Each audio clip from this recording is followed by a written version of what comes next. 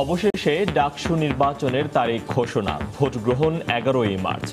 দলীয় স্বার্থের বাইরে জনবান্ধব প্রতিনিধি চান শিক্ষার্থীরা। ডাকসু প্রতিনিধি যারা হবেন তারা অবশ্যই আমাদের সাধারণ শিক্ষার্থীদের পক্ষে কাজ করবেন। অবশ্যই যোগ্য একজনকেই ভোট দিব। ডাকসুটা হবে সাধারণ শিক্ষার্থীদের কাছে দায়বদ্ধ। তরুণ নেতৃত্ব পাবে ভবিষ্যতের বাংলাদেশ, মত শিক্ষকদের। বিশ্ববিদ্যালয় থেকে এমন নেতৃত্ব প্রতিষ্ঠিত হোক যারা আগামী দিনে বাংলাদেশের নেতৃত্ব গ্রহণ করবে। দেখছিলেন প্রধান শিরোনাম। সকালের সময়ের সঙ্গে আছি আমি মহিউদ্দিন মধু এবং আমি ফয়সাল মোর্শেদ। এবার অন্যান্য শীর্ষ সংবাদ।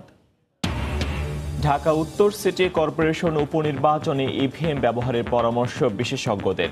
বিচক্ষণতার সঙ্গে যোগ্য প্রার্থী বাছাইয়ে রাজনৈতিক দলগুলোর প্রতি আহ্বান।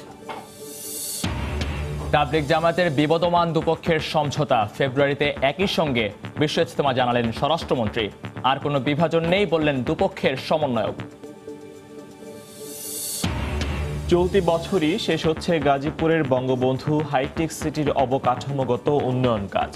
স্বল্প পরিসরে পণ্য তৈরি শুরু, শিগগিরই হবে হার্ডওয়্যার উৎপাদন। নানা সমস্যায় জর্জরিত ময়মনসিংহ রেলওয়ে জংশন স্টেশন। রাতে প্রায় নেশাখোর ছিনতাইকারীদের কবলে পড়ার অভিযোগ যাত্রীদের। সর্বস্তরের মানুষের শ্রদ্ধার পর রাজধানীর মিরপুরে চিরনিদ্রায় শায়িত সঙ্গীতজ্ঞ আহমেদ ইমতিয়াজ বুলবুল।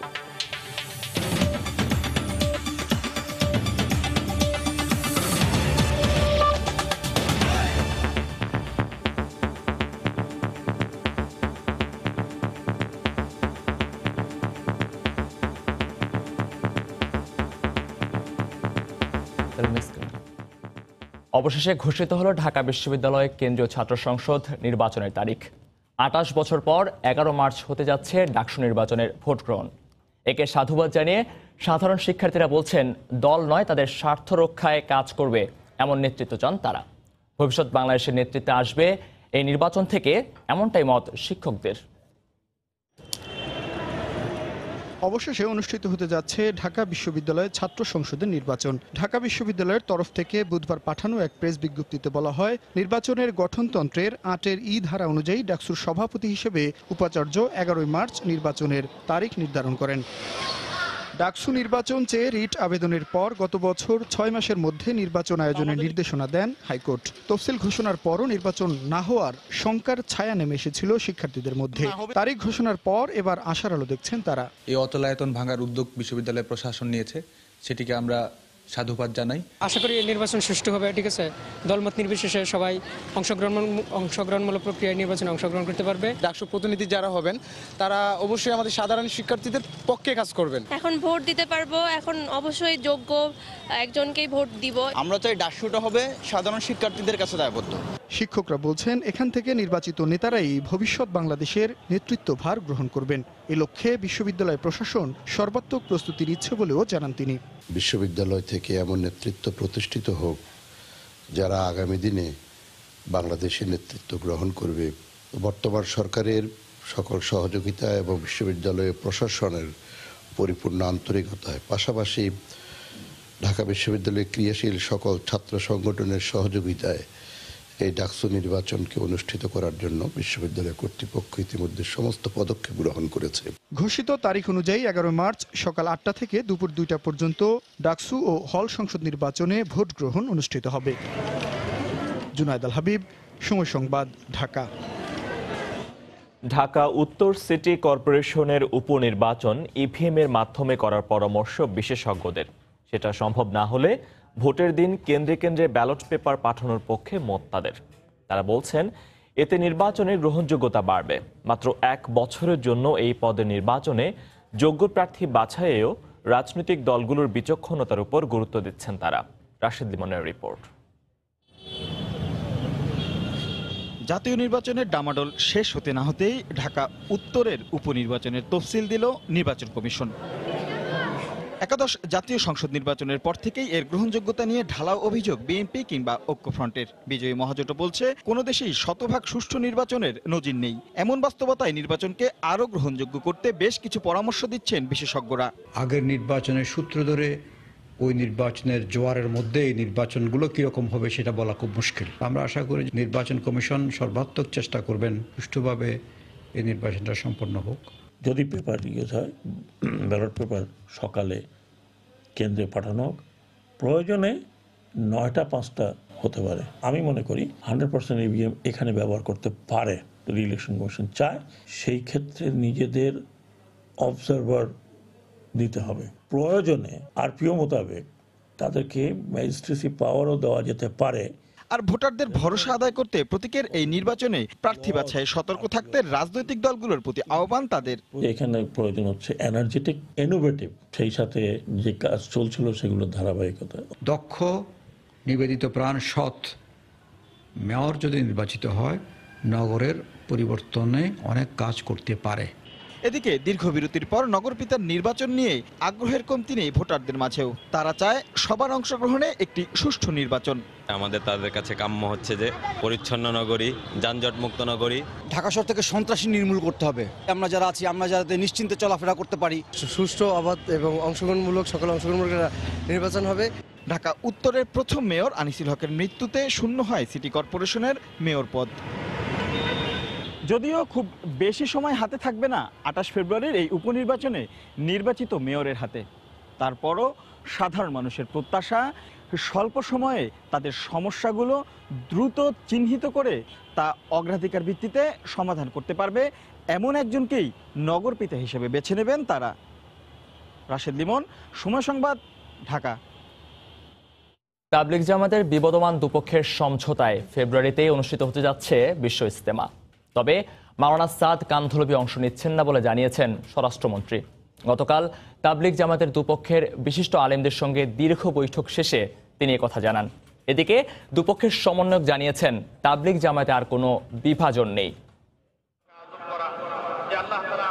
টঙ্গীর তুরাগ নদের তীরে প্রতি বছর জানুয়ারি মাসে অনুষ্ঠিত হয় মুসলিম উম্মার দ্বিতীয় বৃহত্তম জমায়েত বিশ্ব ইজতেমা। তাবলিগ জামাতের দুপক্ষের মধ্যে নেতৃত্বের কোন্দলকে ঘিরে চলতি বছর জানুয়ারিতে ইজতেমার আয়োজনে নিষেধাজ্ঞা আসে সরকারের তরফ থেকে। তাবলিগ জামাতের অন্যতম শীর্ষ নেতা ভারতের তাবলিগ মার্কাজের মাওলানা সাদ কান্দলভির অনুসারীদের সাথে গত বছরের 1 ডিসেম্বর ইজতেমা মাঠের নিয়ন্ত্রণ নিয়ে বিবাদে জড়ায় আরেকটি পক্ষ। তুমুল সংঘর্ষে প্রাণ হারান একজন, আহত হন অর্ধশতাধিক মুসল্লি। দুই পক্ষের বিরোধ যখন তুঙ্গে তখন নিষ্পত্তি করতে তাদের এক টেবিলে আনে সরকার। গেল কয়েকদিনের দফায় দফায় বৈঠকের ধারাবাহিকতায় বুধবার বেলা 10টা থেকে স্বরাষ্ট্র মন্ত্রণালয়ে তাবলিগ জামাতের দুপক্ষকে নিয়ে 2.5 ঘন্টা বৈঠক করেন স্বরাষ্ট্রমন্ত্রী ও ধর্ম প্রতিমন্ত্রী। বৈঠক শেষে স্বরাষ্ট্রমন্ত্রী গণমাধ্যম কর্মীদের বলেন, দুই পক্ষের নেতাদের উপস্থিতিতেই মতবিরোধের অবসান ঘটেছে। ফেব্রুয়ারির যে কোনো সময়ে অনুষ্ঠিত হবে বিশ্ব ইজতেমা। আগামী ফেব্রুয়ারি মাসের যে কোনো সময় আমাদের টঙ্গীতে বিশ্ব ইজতেমাটা যেটা হয়ে থাকে সেই ইজতেমাটাই হবে এবং সেই ইজতেমাতে দুই পক্ষই একত্রে ইজতেমাটা করবে, একসঙ্গে ইজতেমাটা করবে। মাওলানা সাদ কান্দলভি এবারের ইজতেমায় অংশ নিচ্ছেন না জানিয়ে স্বরাষ্ট্রমন্ত্রী বলেন, নিরাপত্তা নিশ্চিতে প্রয়োজনে সেনাবাহিনীর সহায়তা নেওয়া হবে। তাবলিগ জামাতের সম্পূর্ণ নিরাপত্তার ব্যবস্থাটা আমাদের নিরাপত্তা বাহিনী এবং প্রয়োজন বিশেষে সেনাবাহিনীও সহযোগিতা করেন, সেইটা থাকবে। ধর্ম প্রতিমন্ত্রী বলেন, ইজতেমা নিয়ে বিরোধের স্থায়ী সমাধানের চেষ্টা চলছে। সর্বশেষ সিদ্ধান্ত হইল ঐক্যবদ্ধভাবে একটাই ইজতেমা হবে, দুইটা হবে না। ভবিষ্যতে যাতে এটাকে পার্মানেন্টলি সলিউশন করা যায় এই ব্যাপারে যখন যেখানে গেলে ভালো হয় সেটা প্রক্রিয়া চালু থাকবে। পরে দুই পক্ষের সমন্বয়ক কাকরাইল মসজিদের ইমাম মাওলানা মাজহারুল ইসলাম সাংবাদিকদের বলেন, তাবলিগ জামাতের মধ্যে আর কোনো বিভাজন নেই। আজকে থেকে সারা বাংলাদেশের সমস্ত তাবলিগের ভাইরা কোনো বিভেদ করবেন না, প্রত্যেকটা মসজিদে সমস্ত তাবলিগের ভাইরা একসাথে হয়ে যাবেন। ইজতেমার চূড়ান্ত তারিখ নির্ধারণে বৃহস্পতিবার ধর্ম মন্ত্রণালয়ে আবারও বৈঠক অনুষ্ঠিত হবে। দেবাশিস রায়, সময় সংবাদ, ঢাকা। তাবলিগ জামাতের দু অংশের মতকে পৌঁছে ইজতেমায় অংশ নেওয়ার সিদ্ধান্তকে স্বাগত জানিয়েছেন সাধারণ মুসল্লিরা। ইসলাম শান্তির ধর্ম, তাই যে কোনো অকল্যাণকর ও বিশৃঙ্খল কর্মকাণ্ডই অপ্রত্যাশিত বলেও মন্তব্য তাদের। এই খবর শুনে আমরা খুবই আনন্দিত এবং আমরা দোয়া করছিলাম যে আল্লাহ তাআলা দুই গ্রুপকে মিলিয়ে দেখ এবং সুন্দরভাবে ইজতেমা সফল হোক। ইসলাম ধর্মটা তো আল্লাহ তাআলা মনোনীত ধর্ম, শান্তির ধর্ম। আমরা আল্লাহর কাছে দোয়া করি যাতে সহি সালামতে এই ইজতেমা মিলে জিলা আল্লাহকে রাজি খুশির জন্য করতে পারি। এখানে কোনো ভুল ত্রুটি, অপরের দোষ দেখবো না, অপরের গুণ দেখবো, আর আমার মধ্যে গুণের মধ্যে দোষ দেখবো। এইটাই হচ্ছে দাওয়াত তাবলীগের আসল টার্গেট। সকালের সময়ে আরো থাকছে। সুনামগঞ্জের সিরকা নদীতে নাব্য সংকটে পানি প্রবাহ বন্ধ, 60টি হাওরে জলাবদ্ধতা। অনাবাদী রয়ে গেছে 3000 একর জমি, নদী খননের পরামর্শ জেলা কৃষি কর্মকর্তার। শ্রদ্ধা আর ভালোবাসায় বিদায় জানানো হলো সঙ্গীতজ্ঞ ও মুক্তিযোদ্ধা আহমেদ ইমতিয়াজ বুলবুলকে। গতকাল কেন্দ্রীয় শহীদ মিনারে গার্ড অব অনার প্রদানের পর বরেণ্য এই শিল্পীর প্রতি শ্রদ্ধা নিবেদন করেন সর্বস্তরের মানুষ। রোদেলা দুপুরেও ছায়া ফেলে যায় বেদনার কালো মেঘ। নিয়মের ঘেরে তবু ফুল হাতে বিদায়ের আয়োজন। সুর ও ছন্দের কারিগরকে শ্রদ্ধা জানাতে ভিড় করেন হাজারো মানুষ। সকাল 11টায় কেন্দ্রীয় শহীদ মিনারে নিয়ে আসা হয় আহমেদ ইমতিয়াজ বুলবুলের মরদেহ। প্রথমেই মুক্তিযোদ্ধাকে দেওয়া হয় রাষ্ট্রীয় সম্মান গার্ড অব অনার।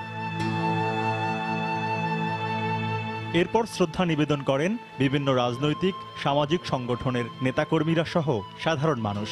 ফুলেল শ্রদ্ধায় সিক্ত হন সুরের জাদুকর। ওদের মতো শিল্পীরা মরে না, ওরা সাময়িকভাবে দৃষ্টির বাইরে চলে গেলেও সারা পৃথিবীর লোক তাদেরকে দেখে অন্তরের চোখে।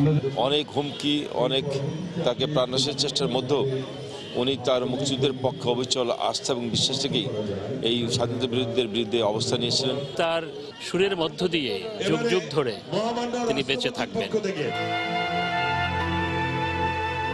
হৃদয়ে শোকের সুর নিয়ে নতুন প্রজন্মের শিল্পীরা শ্রদ্ধা ভরে স্মরণ করলেন তাদের প্রিয় মানুষকে।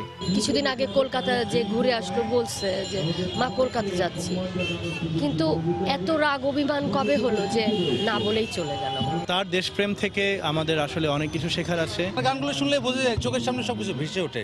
এই যে চিত্রকল্প তৈরি হয় একটা গান শোনার সাথে সাথে, সেটা আমি বলবো যে তার সক্রিয়ভাবে মুক্তিযোদ্ধাকে ধারণ করা, মুক্তিযোদ্ধার চেতনাকে ধারণ করারই একটা প্রতিফলন। তার গান অকুল দরিয়ায় বাঙালির প্রতিদিনের সম্পান। আহমেদ ইমতিয়াজ বুলবুল বেঁচে থাকবেন বাঙালির বুলবুল হয়েই। শ্রদ্ধা নিবেদন শেষে মরদেহ নিয়ে যাওয়া হয় ঢাকা বিশ্ববিদ্যালয়ের কেন্দ্রীয় জামে মসজিদে। সেখানে প্রথম জানাজা অনুষ্ঠিত হয়। বাংলাদেশের চলচ্চিত্র শিল্পকে সমৃদ্ধ করেছেন অসংখ্য জনপ্রিয় গানে। এফডিসিতে দীর্ঘদিনের সতীর্থরাও জানালেন শেষ শ্রদ্ধা। আমার কাছে মনে হয় যে আসলে প্রেম ছাড়া আমাদের পক্ষ থেকে তাকে দেবার মতো আর কিছু নেই। চলে গেলেন তিনি, তবে বাংলাদেশের মানুষের হৃদয় ভূমিতে স্থায়ী আসন রইবে সব সময়। তরিকুল ইসলাম সৌরভ, সময় সংবাদ, ঢাকা।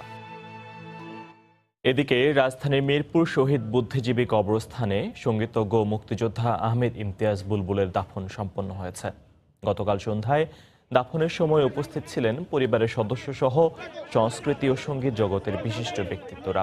পরে তার আত্মার মাগফিরাত কামনা করে দোয়া ও মোনাজাত করা হয়। এর আগে বাদ মাগরিব বুদ্ধিজীবী কবরস্থানের মসজিদের সামনে তার তৃতীয় নামাজে জানাজা সম্পন্ন হয়।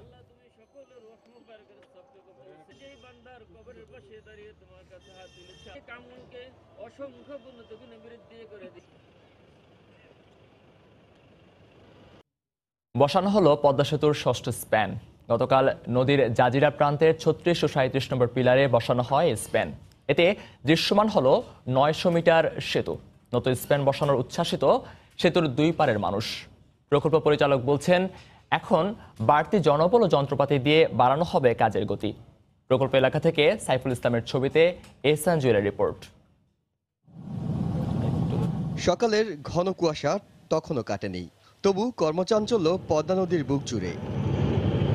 আগের দিন স্প্যান নিয়ে নির্ধারিত পিলারের কাছে পৌঁছে অপেক্ষমান ছিল ক্রেন। বুধবার সকালে সেটি বসানো হয় আগের 5টি স্প্যানের সঙ্গেই। 2017 সালে সেপ্টেম্বর মাসে প্রথম স্প্যান বসানোর মধ্য দিয়ে সেতু দৃশ্যমান করার কাজ শুরু হয়। সবশেষ গত বছরের জুনে পঞ্চম স্প্যান বসানোর মধ্য দিয়ে শেষ হয় 6টি পিলারের একটি মডিউলের কাজ। এবার ষষ্ঠ স্প্যান দিয়ে শুরু হলো তার পরের মডিউলের কাজ। দৃশ্যমান প্রায় 1 কিলোমিটার সেতু এখন পদ্মাপাড়ের মানুষদের জন্য আশা জাগানিয়া। দ্রুত এর কাজ শেষ হবে বলেও প্রত্যাশা তাদের। ছোটকালে দেখছি নদী, কোনদিন ভাবি নাই যে পদ্মা সেতু ব্রিজ হবে, চোখের সামনে হয়ে যাইতেছে। জীবনে আমরা যেটা দেখি নাই এটা আমরা ইনশাল্লাহ দেখতে আছি, পদ্মা সেতু হইতে আছে। হ্যাঁ, আমাকে এলাকায় খুব উন্নত হইতে আছে। বৃষ্টি হয়ে গেলে মানে রোড থেকে গাড়ি বাইর করলে টাকা, এই গাং পার হইতে যে করা টাকা খরচ হইতে আছে, আমাকে টোটাল টাকা যাতে করা টাকা হয়ে যাবে। আগে তো লঞ্চে ট্রলারে গেছি, আর ওখানে পদ্মা সেতু যদি হয় তাই গাড়িতে যাবো। চলতি মাসেই কেটে গেছে সেতুর সব নকশা জটিলতা। ষষ্ঠ স্পেন বসানোয় এলো আরেক ধাপ অগ্রগতি। বাকি কাজ শেষ করতে তাই বাড়তি মনোযোগ প্রকল্প সংশ্লিষ্টদের। প্রতিকূলতা ছোট প্রজেক্টও থাকে, বড় প্রজেক্টও থাকে, আমার এখানে বেশি থাকবে। হার্ট অ্যান্ড সোল চেষ্টা করছি, আমাদের ঈদের দিন নাই, আমাদের ছুটির দিন নাই, 24/7 আমরা কাজ করে যাচ্ছি উইথ এডিশনাল রিসোর্সেস, এবং এই রিসোর্স দিন দিন বাড়তেছে, আমরা বাড়াচ্ছি টাইম টু টাইম, টাইমের সাথে আমাদের রিসোর্সের পরিমাণ বাড়তেছে। এদিকে মাওয়া প্রান্তে সেতুর 6 ও 7 নম্বর পিলারের কাজ শেষ না হওয়ায় এ দুটি পিলারের মধ্যে নির্ধারিত স্প্যানটি এনে পাশের 4 ও 5 নম্বর পিলারের উপর অস্থায়ীভাবে বসিয়ে রাখা হয়েছে। পিলার দুটি হয়ে গেলে খুব সহজে সপ্তম স্প্যান হিসেবে এটিকে বসিয়ে দেওয়া যাবে। সেতু এখন এতটাই বড়, পাখির চোখে অনেক দূর থেকেও সেটি দৃশ্যমান। দৈর্ঘ্য যতটাই বাড়ছে ক্রমেই স্পষ্ট হচ্ছে এস আকৃতি সেতুর বাঁকগুলো। একই সঙ্গে স্পষ্ট হচ্ছে এই সেতুকে ঘিরে মানুষের স্বপ্নগুলোও, যেখানে বাস্তবতা ছোঁয়া এনে দেয় এই ধরনের এক একটি স্পেনের সংযোজন। এহসান জুয়েল, সময় সংবাদ, জাজিরা, শরীয়তপুর। এদিকে শিগগিরই পদ্মা সেতুর আরও 2টি স্পেন বসানো হবে বলে জানিয়েছেন সড়ক পরিবহন ও সেতুমন্ত্রী ওবায়দুল কাদের। গতকাল রাজধানীর বিআরটি ভবনে মন্ত্রী বলেন, ষষ্ঠ স্পেন বসানোর মধ্য দিয়ে এর নির্মাণ কাজে আরেক ধাপ অগ্রগতি হয়েছে।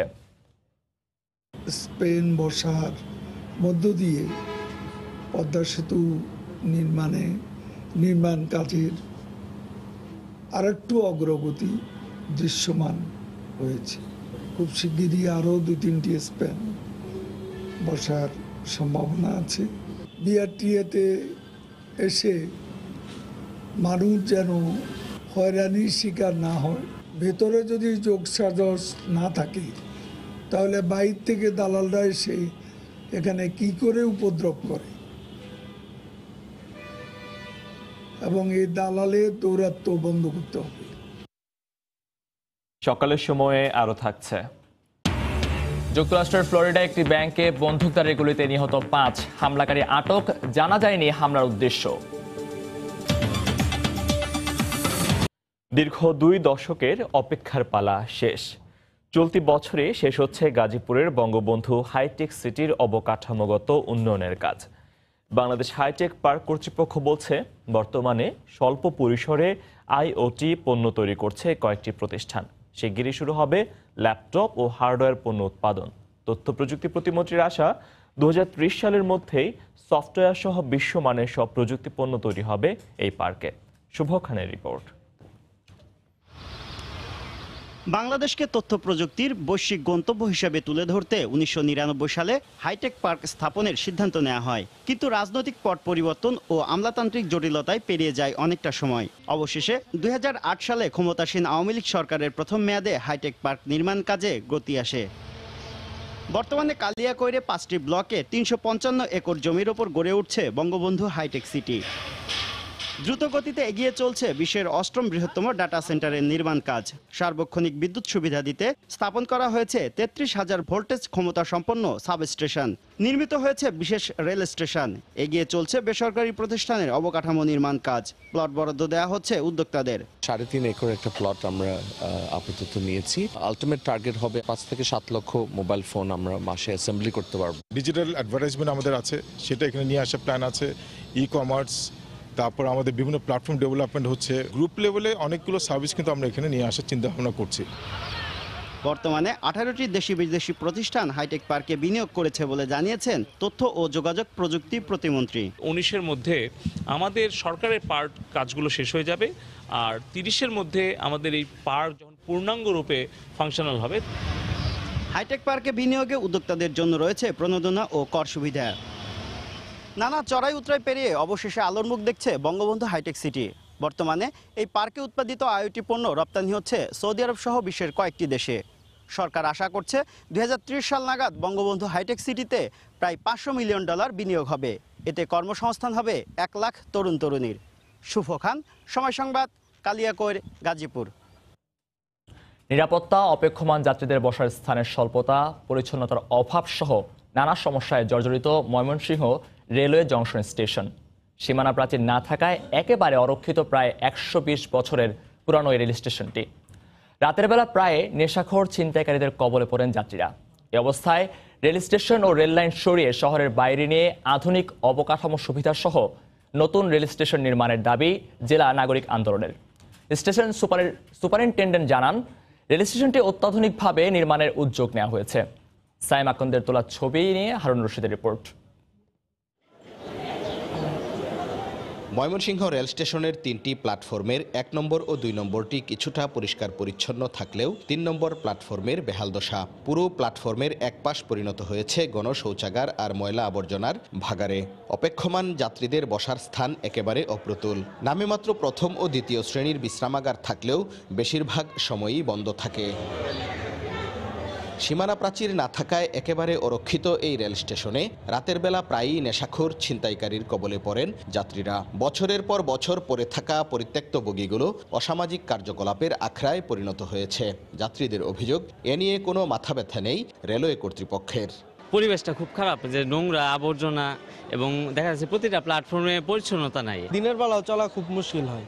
দেখা যাচ্ছে এনতে যাওয়া হইতেছে যে ঠেক দিয়ে মনে করেন টাকা পয়সা মোবাইল নিয়ে যাইতেছে। নেশা করে আড্ডা দেয়, মোবাইল টাকা পয়সা চিন্তাই করে। এদিকে শহরের ভেতর থেকে রেল স্টেশন ও রেল লাইন সরিয়ে বাইরে নিয়ে আধুনিক অবকাঠামো সুবিধাসহ নতুন রেল স্টেশন নির্মাণের দাবি জানিয়েছে জেলা নাগরিক আন্দোলন। আশা করি নতুন সরকার এসেছে, নতুন রেলমন্ত্রী এসেছে, নিশ্চয়ই তারা এটা খুব তাড়াতাড়ি এখান থেকে রেল স্টেশন এবং রেল লাইনটি সরিয়ে নিয়ে ময়মনসিংহবাসীকে স্বস্তি দিবে। বিদ্যমান সমস্যাগুলো সমাধানের চেষ্টার কথা জানিয়ে স্টেশন সুপারিনটেন্ডেন্ট জানান, রেল স্টেশনটি অত্যাধুনিকভাবে নির্মাণের উদ্যোগ নেওয়া হয়েছে। আমাদের এই স্টেশনটি আধুনিকায়নের একটা পরিকল্পনা আছে। এই ময়মনসিংহ জংশন স্টেশন হয়ে জয়দেবপুর থেকে জামালপুর পর্যন্ত ডুয়েল গেজ ডাবল লাইন হওয়ার পরিকল্পনা চলছে। এটা খুব দ্রুত বাস্তবায়নের পথে এগোচ্ছে। 1898 সালে চালু হওয়া এই রেল স্টেশনটি দিয়ে প্রতিদিন 14টি আন্তনগর, 12টি মেইল ও 8টি কমিউটার সহ মোট 68টি ট্রেন চলাচল করে। হারুন রশিদ, সময় সংবাদ, ময়মনসিংহ। সুনামগঞ্জে সিরকা নদীতে নাব্য সংকটের কারণে পানি প্রবাহ বন্ধ হয়ে যাওয়ায় 7টি হাওরে দেখা দিয়েছে জলাবদ্ধতা। এতে অনাবাদে রয়েছে 3000 একর জমি। সমস্যা সমাধানে নদী খননের প্রয়োজনীয়তা তুলে ধরলেন জেলার কৃষি কর্মকর্তা। সুনামগঞ্জ প্রতিনিধি হিমাদ্রি শেখর ভদ্রের তথ্য ছবি নিয়ে রিপোর্ট। সদর ও দক্ষিণ সুনামগঞ্জ উপজেলার সিরকা নদীতে নাব্য সংকটের কারণে ফুরজাকুশি হাওর, ডাকুয়ার হাওর, আলিমুকুর হাওর সহ ছোট বড় 7টি হাওরে জলাবদ্ধতা সৃষ্টি হয়েছে। এতে মাগুরা, হুসেননগর, চাঁদপুর সহ 10টি গ্রামের কয়েক হাজার কৃষক 3000 একর জমিতে বোরো ধান আবাদ করতে পারছেন না। কৃষকদের অভিযোগ, বেশ কয়েক বছর যাবৎ এ সমস্যা চলতে থাকলেও কোনো উদ্যোগ গ্রহণ করেনি পানি উন্নয়ন বোর্ড। কয়েকটা হাওর, বিশেষ করে ফুরজাকুশি হাওরটা জলাবদ্ধতা সবসময় থাকে। পানি আটকে গেছে, এখন আমরা ক্ষেত কৃষি করতে পারি না, বড় কষ্টের মাঝে আছি। নদীর তলদেশে কয়েকটি জায়গায় উঁচু হওয়ায় জলাবদ্ধতা সৃষ্টি হয়েছে, যা নদী খননের মাধ্যমে সমাধান সম্ভব বলে মনে করেন কৃষি বিভাগের কর্মকর্তা। কিছু কিছু জায়গায় নদীর তলদেশ উঁচু হয়ে যাওয়ায় হাওরের পানিটা নামতে সমস্যা হচ্ছে। যদি নদীগুলো সঠিক সময়ে খনন করা হয় তাহলে এই জমিগুলি চাষাবাদের আওতায় আসবে। তবে জেলার পানি উন্নয়ন বোর্ডের নির্বাহী প্রকৌশলীর দাবি, মৎস্যজীবীরা তাদের লাভের জন্য নদীতে বাদ দিয়ে পানি আটকে রেখে সমস্যা সৃষ্টি করছে। এক জায়গায় পানি নেমে যাচ্ছে, আরেক জায়গায় পানি নেমে যাচ্ছে না। এটা সম্পূর্ণ লোকাল কনফ্লিক্ট এবং ইন্টারেস্ট এবং মৎস্য এবং কৃষির সাথে এই ডিফারেন্সটা থাকার কারণে যারা মৎস্য চাষ করতেছে তারা সবসময় চায় এই পানিটাকে আটকে রেখে যাতে এখানে মৎস্য চাষ করা যায়, আর কৃষক সবসময় চায় যাতে এই পানিটা বের করে দিয়ে সে আপনার ওই ধান চাষ করতে পারে। 25 কিলোমিটার দীর্ঘ সিরকা নদীর বিভিন্ন স্থানে 10 কিলোমিটার জায়গা পলি ভরাট হয়ে পানি প্রবাহ বন্ধ হয়ে গেছে। সময় সংবাদ, সুনামগঞ্জ। হিলি স্থলবন্দরে আমদানি করা ভারতীয় পণ্য আসে ফারাক্কা ব্রিজের উপর দিয়ে, কিন্তু সম্প্রতি ব্রিজ সংস্কারের কাজ শুরু হওয়ায় ভারত সরকার এ পথে ভারী যান চলাচলে নিষেধাজ্ঞা আরোপ করেছে। এতে আমদানি রপ্তানি কমে যাওয়ায় ক্ষতিগ্রস্ত হচ্ছেন ব্যবসায়ীরা। কমে গেছে বন্দরের রাজস্ব আদায়ও। হিলি প্রতিনিধি শফিকুল ইসলাম শফিকের পাঠানো তথ্য ছবিতে রিপোর্ট। দেশের উত্তরের স্থলবন্দর হিলির সাথে ভারতসহ বাংলাদেশের বিভিন্ন এলাকার সড়ক যোগাযোগ ব্যবস্থা ভালো হওয়ায় আমদানি রপ্তানি কার্যক্রম গেল কয়েক বছর ধরেই বাড়ছে। কিন্তু হঠাৎ করে ভারতের অংশে ফারাক্কা ব্রিজের সংস্কার কাজ শুরু হওয়ায় দেশটির সরকার ভারী যান চলাচলে নিষেধাজ্ঞা দিয়েছে। এতে কমে গেছে আমদানি। এক মাস আগেও এ বন্দরে ভারত থেকে প্রতিদিন গড়ে 2 শতাধিক পণ্যবাহী ট্রাক প্রবেশ করলেও তা বর্তমানে নেমে এসেছে 60 থেকে 65-তে। আমাদের এই 10 চাকা 14 চাকা গাড়িগুলো আসতে পারতেছে না, এই জন্য 6 চাকা গাড়িতে আনতে হচ্ছে, এক গাড়ির মাল 3 গাড়িতে আনতে হচ্ছে। এই কারণে আমাদের অনেক খরচ বৃদ্ধি পেয়েছে। আর এই খরচ বৃদ্ধি পাওয়ার কারণে আমাদের পাথরের দাম 250 থেকে 300 টাকা পার টনে বেড়ে গেছে। আমদানি রপ্তানি কমে যাওয়ায় অনেকটা বেকার হয়ে পড়েছেন স্থলবন্দরে কাজ করা শ্রমিক ও C&F কর্মীরা। হেলিপোর্টে আগে আমার ভালোই গাড়ি ঢুকতেছিল, এখন গাড়ি কম ঢুকে, এতে আমাদের কামাই কাজ খুব কম। হঠাৎ করে পাথর কমে যাওয়াতে বাংলা গাড়ি কমে গেছে, ইন্ডিয়ান গাড়ি কমে গেছে, যার কারণে ব্যবসা নাই। মালিক মহাজন ঠিক মতো পয়সা দেয় না। আমরা প্রতি গাড়িতে পার বিলিমিটি অনুযায়ী পয়সা রোজগার করতাম। আমদানি কমে যাওয়ায় কমেছে স্থলবন্দরের রাজস্ব আদায়ও। ভারতে ফারাক্কা ব্রিজ মেরামত হওয়ার কারণে গাড়ি ঘোড়ার সংখ্যাটা কমে গিয়েছে। এই গাড়ি ঘোড়া কম প্রবেশ করার কারণে সরকার যেমন রাজস্ব থেকে বঞ্চিত হচ্ছে, পানামা পোর্টও তাদের নিজস্ব আয় থেকে বঞ্চিত হচ্ছে। হিলি স্থলবন্দরের কাস্টমস সূত্রে জানা যায়, জাতীয় রাজস্ব বোর্ড এ বন্দরের জন্য 3 মাসে 92 কোটি 29 লাখ টাকা রাজস্ব আদায়ের লক্ষ্যমাত্রা নির্ধারণ করলেও আদায় হয়েছে মাত্র 34 কোটি 30 লাখ টাকা। সময় সংবাদ, হিলি। চা উৎপাদনে গত বছর লক্ষ্যমাত্রা অর্জিত না হলেও এবার লক্ষ্যমাত্রা ছাড়িয়ে গেছে। আবহাওয়া অনুকূলে থাকা এই সফলতা, তবে সেচ যন্ত্রসহ চা সামগ্রী আমদানিতে সরকারি সহায়তা বাড়ালে উৎপাদন কয়েক গুণ বাড়বে বলে জানান শ্রীমঙ্গলের চা ব্যবসায়ীরা। জেলা প্রতিনিধি শাহ অলিদুর রহমানকে সঙ্গে নিয়ে আব্দুল আহাদের রিপোর্ট। ক্যামেরায় ছিলেন নওশাদ আহমদ চৌধুরী। দেশের চায়ের রাজধানী শ্রীমঙ্গল উপজেলায় রয়েছে 40টি চা বাগান। চা পাতা তোলার মৌসুম শেষ হয়েছে অক্টোবরে। বাগান এখন রুক্ষ, খুব একটা সবুজের দেখা নেই। চা গাছের উপরের পাতাগুলো কেটে ফেলা হচ্ছে। সবুজ গাছগুলো ধূসর, বৃষ্টি হলেই কুড়ি গজাবে। তারপর আবারও শুরু হবে পাতা তোলার মৌসুম। 150 বছরের চায়ের ইতিহাসে 2016 সালে সর্বোচ্চ 8 কোটি 50 লাখ কেজি চা উৎপাদন হয়, কিন্তু তার পরের বছরেই উৎপাদন 7 কোটি 80 লাখ কেজিতে নেমে আসে। তবে এবার ইতোমধ্যে 8 কোটি কেজি চা উৎপাদন হয়েছে। যেসব জায়গায় আগে চা ভালো হতো না, এইসব জায়গায়ও চা লাগাচ্ছে মালিকরা ইরিগেশনের মাধ্যমে। এদিকে পুরনো চাও আমরা বদলাচ্ছি, এতে গিয়ে চা উৎপাদন বাড়তেছে। সংশ্লিষ্টরা বলছেন, সেচ যন্ত্র আমদানিতে সরকারি সহায়তার পাশাপাশি কম মূল্যে সার, কীটনাশক সরবরাহ ও ক্লোনিং চা গাছ রোপণ করলে দ্বিগুণ বেড়ে যাবে উৎপাদন। সারকে কম রেটে সাবসিডি দিতে হবে।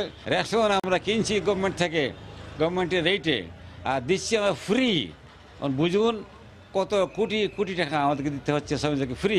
এখানে গভর্নমেন্ট থেকে সাহায্য আমাদের প্রয়োজন। স্বাধীনতার সময় দেশে চা বাগানের সংখ্যা ছিল 150টি। তখন 3 কোটি কেজির মতো চা উৎপাদন হতো। বর্তমানে চা বাগানের সংখ্যা দাঁড়িয়েছে 166টিতে। শ্রীমঙ্গলের বেশিরভাগ বাগানে চা গাছের বয়স 50 বছরের কাছাকাছি। এই গাছগুলো কেটে নতুন চারা রোপণ করলে বাড়বে চায়ের উৎপাদন, বলছে চা বোর্ড। আব্দুল আহাদ, সময় সংবাদ, শ্রীমঙ্গল, মৌলভীবাজার। সকালের সময়ের পর্যায়ে শীর্ষ সংবাদ জানিয়ে দিচ্ছি আরেকবার। ডাকসু নির্বাচনে ভোট গ্রহণ 11ই মার্চ। দলীয় স্বার্থের বাইরে জনবান্ধব প্রতিনিধি চান শিক্ষার্থীরা। তরুণ নেতৃত্ব পাবে ভবিষ্যৎ বাংলাদেশ, মত শিক্ষকদের। ঢাকা উত্তর সিটি কর্পোরেশন উপনির্বাচনে ইভিএম ব্যবহারের পরামর্শ বিশেষজ্ঞদের। বিচক্ষণতার সঙ্গে যোগ্য প্রার্থী বাছাইয়ে রাজনৈতিক দলগুলোর প্রতি আহ্বান। তাবলিগ জামাতের বিবদমান দুপক্ষের সমঝোতা, ফেব্রুয়ারিতে একসঙ্গে বিশ্ব ইজতেমা, জানালেন স্বরাষ্ট্রমন্ত্রী। আর কোনো বিভাজন নেই, বললেন দুপক্ষের সমন্বয়ক। চলতি বছরেই শেষ হচ্ছে গাজীপুরের বঙ্গবন্ধু হাইটেক সিটির অবকাঠামো উন্নয়নের কাজ। স্বল্প পরিসরে পণ্য তৈরি শুরু, শিগগিরই হবে হার্ডওয়্যার উৎপাদন। এবং নানা সমস্যায় জর্জরিত ময়মনসিংহ রেলওয়ে জংশন স্টেশন, রাতে প্রায়ই নেশাখোর ছিনতাইকারীর কবলে পড়ার অভিযোগ যাত্রীদের। এই ছিল সকালের সময়। আপনার মোবাইলে সময় সংবাদ দেখতে ও সকল খবর পেতে ডাউনলোড করুন সময় অ্যাপ। সঙ্গে থাকুন সময়ের।